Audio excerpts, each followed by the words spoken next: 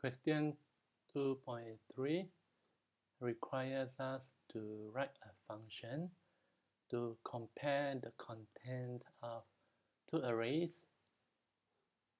Return 1 if they are the same and 0 if otherwise.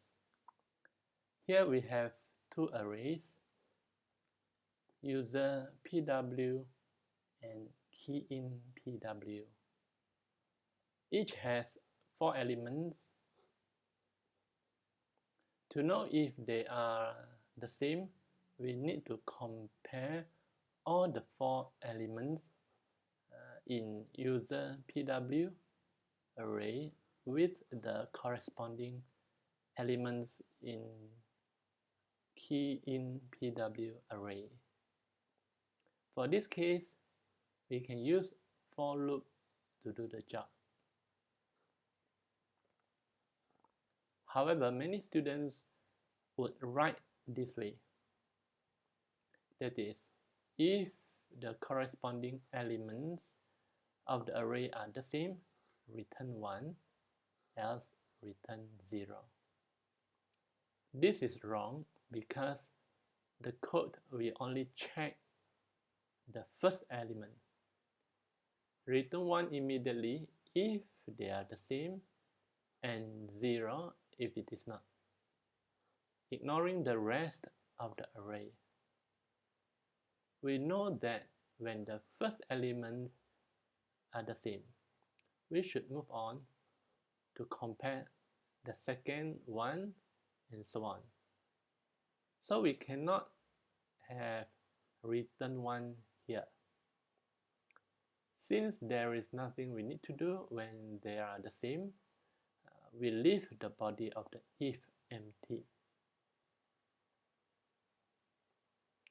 So if the corresponding elements in the two arrays are the same, the program continues to check the next one. And when they are not the same, the program will return 0, indicating that the password is wrong. When the program completes for comparison, it will exit the loop. This means that all the corresponding elements in the array are the same. Otherwise, it would have returned the function with a 0. Hence, we return 1 here to indicate that the contents of the two arrays are the same. While this program works perfectly, it is inefficient and weird to have an empty if. Notice that the else here means that if the elements are not the same. So we can write it this way. If the corresponding elements of the two arrays are not the same, return 0.